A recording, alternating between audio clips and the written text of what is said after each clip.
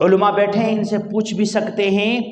آپ واقعی معراج کی تعیین میں بڑا اختلاف ہے کہ کس تاریخ کو ہے، کس تاریخ کو، اس میں بھی اختلاف، کس مہینے میں ہے اس میں بھی اختلاف۔ ایک بات میں آپ کو ایک نقطہ کی بات بتانے لگا ہوں، جیسا لیلۃ القدر کی تعیین اللہ رب العزت نے اپنے محبوب کی ذہنوں سے بھلایا تھا نا، اس کے اندر ایک حکمت تھی۔ اگر وہ تعیین آپ کو یاد ہوتا، آپ نے صحابہ کرام کو بتانا تھا، پھر صحابہ کرام نے اسی ایک رات پر توکل کر کے بیٹھنا تھا جو 1000 مہینوں سے افضل تھی۔ اللہ رب العزت نے اپنے محبوب کی ذہن سے وہ تعیین بھلا دیا ہے۔ حکمت یہ تھی کہ تاکہ امت اس ایک رات کی تلاش کے لیے پوری رمضان کی محنت جو ہے عبادت کرے، پورے مہینے اس کو تلاش کرنے میں لگائے۔ اسی طرح شب معراج کی رات فضیلت، اس سے تو انکار کسی کو نہیں ہے، لیکن اختلاف تعیین میں اختلاف اس لیے تھا کہ ہم جو ہے ہر ایک رات کو شب معراج سمجھ کر عبادت کرے بھائی۔ اور آپ کو پتہ ہے سرکار دو عالم صلی اللہ علیہ وسلم کو جب معراج ہوا ہے تو یہ جو میں نے آپ کے سامنے آیات پڑھی نا قرآن کریم، سبحان الذی اسری بعبدہ لیلا من المسجد الحرام الی المسجد الاقصی الذی بارکنا حولہ، انکار نہیں ہے۔ یہ ذہن میں رکھے، کچھ لوگ کہتے ہیں کہ شاید یہ ایک خواب ہے۔ یہ کیا تھا؟ اللہ کے نبی کو معراج ہوئی لیکن خواب کی ذرا غلط، بلکہ سرکار دو عالم صلی اللہ علیہ وسلم کو معراج اس جسم خاکی کے ساتھ ہوا ہے، جسم عنصری کے ساتھ نہیں، اسی جسم کے ساتھ۔ اگلے بندے کہتا ہے یہ کیسا ہو سکتا ہے؟ مسجد حرام اور بیت المقدس کے درمیان میں جو مسافت ہے وہ تو 40 دن کے ہیں، وہ ایک پل کے اندر اللہ کا نبی وہاں کس طرح تشریف لے گئے، پھر وہیں سے 7 آسمان جناب سدرۃ المنتہا، پھر جناب اس جہاں رب چاہتا وہاں لے گئے۔ فکان قاب قوسین او ادنی، یہ کس طرح ہوا؟ تو بھائی ہم کہتے ہیں یہ آپ کا سوال بنتا نہیں ہے۔ آپ کا یہ سوال تب بنے کہ جب اللہ کا نبی یہ کہے کہ میں گیا ہوں۔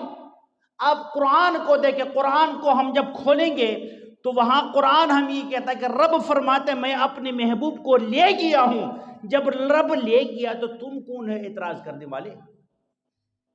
اللہ نے جب وحی اتارے لوح محفوظ سے اتنا دور سے دنیا کے اوپر، تو معراج کرانا کون سا مشکل ہے کوئی مشکل نہیں ہے۔ اس لیے میرے دوستو واقعی معراج اس امت کی مسائل کا حل ہے۔ ہم نے اس کو صرف ایک واقعہ کا شکل دے دیا، ہم نے ایک واقعہ سنتے ہیں، چلو یا اللہ کا نبی یہاں سے گیا بیت المقدس، پھر وہاں سے پہلا آسمان، دوسرا، تیسرا، چوتھا، 7واں، پھر وہیں سے آگے نہیں۔ اس کے اندر امت کے مسائل کا حل ہے، اور اس واقعی معراج کے اندر اللہ رب العزت نے اپنے محبوب کو عبرت والی واقعات دکھائی تاکہ ہم اس سے عبرت حاصل کریں۔ جب آپ کے لیے جو سواری براق لائے گا جنت سے، جب آپ اس کے اوپر سوار ہونے لگے نا، سرکار دو عالم صلی اللہ علیہ وسلم کے چہرے انور کے اوپر پریشانی کے آثار نظر آئے۔ جبریل نے کہا یا رسول اللہ یہ تو خوشی کا موقع ہے، آپ کی استقبال کے لیے 70,000 فرشتے دائیں طرف، 70,000 بائیں طرف۔ اس وقت آپ کو جو مقام مل رہا ہے وہ آج تک کسی نبی کو اللہ نے نہیں دیا، یہ تو خوشی کا موقع ہے، اور آپ ہمیں پریشان نظر آتے ہیں۔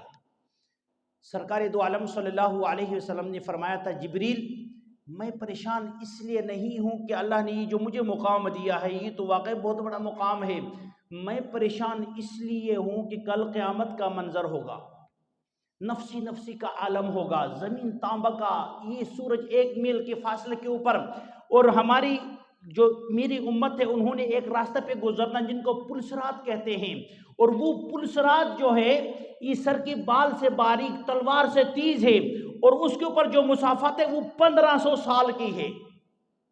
تو میری امت اس پلسرات کے اوپر پیدل کس طرح سفر کریں گے؟ میں تو پریشان اس لیے ہوں۔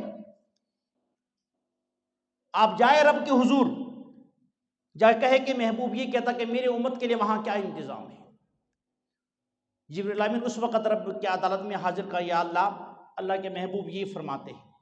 انہوں نے کہا جا کے محبوب کو یہ کہنا آپ نے پریشان نہیں ہونا، جو آج اللہ نے آپ کے لیے براق جنت سے بھیجا ہے نا، آپ کی امت کو بھی آپ کی طفیل خالی نہیں چھوڑے گا۔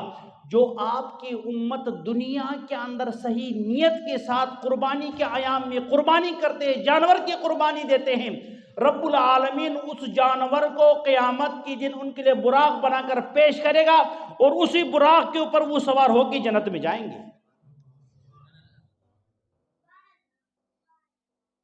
اللہ کا نبی ہمیں وہاں بھی نہیں بھولا۔ پھر اللہ کا نبی فرماتا ہے کہ جب میں اس براق کے اوپر سوار ہوا تو مجھے بیت المقدس تک پہنچنے سے پہلی مجھے ایک آواز دینے والے نے دائیں طرف سے آواز دیا کہ انظر الینا یا محمد صلی اللہ علیہ وسلم، اے محمد ہماری طرف دیکھیے، ہم آپ سے کچھ پوچھنا چاہتے ہیں۔ اللہ کے نبی نے اس کی طرف توجہ نہیں فرمائی۔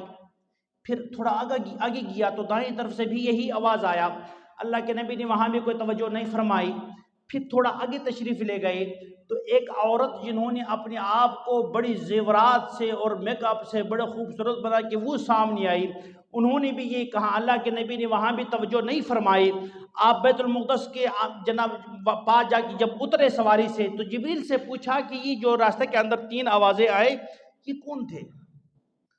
تو سیدنا جبریل امین نے کہا، یا رسول اللہ، جب پہلا جو آواز دیا تھا دائیں طرف سے، یہ تھے عیسائی۔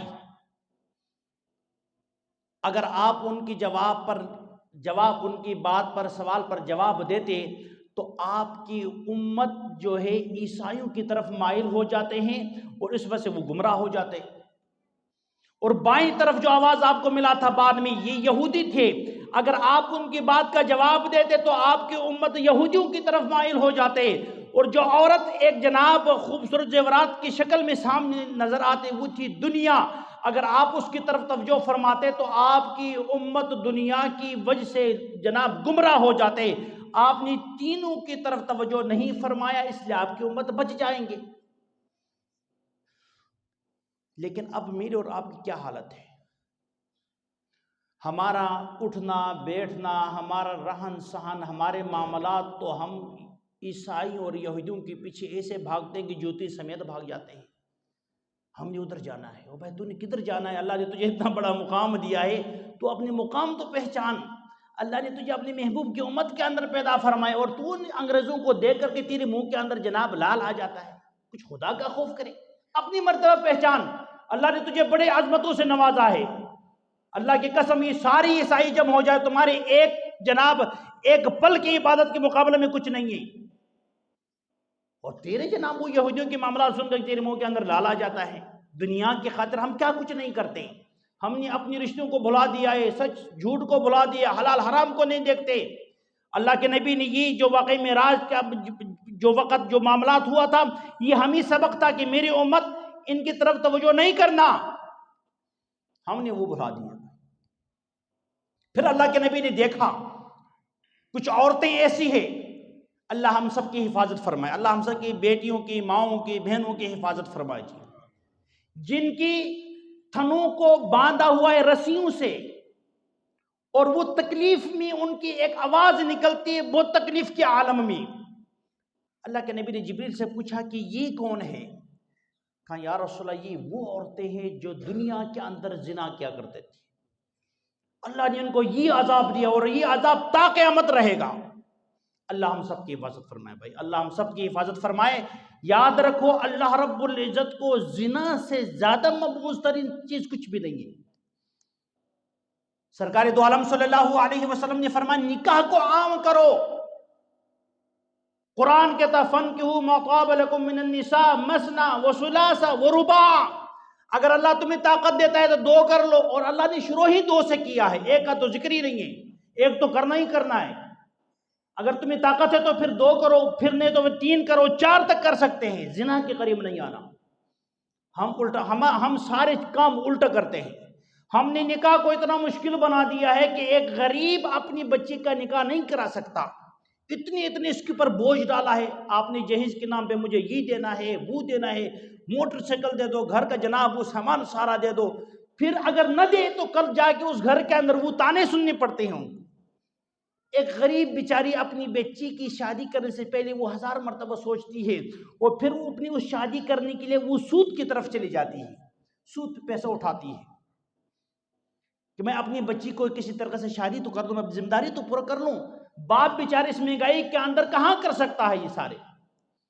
تو جب نکاح ہم نے مشکل بنا دیا تو زنا ظاہر بات عام ہی عام ہونا ہے.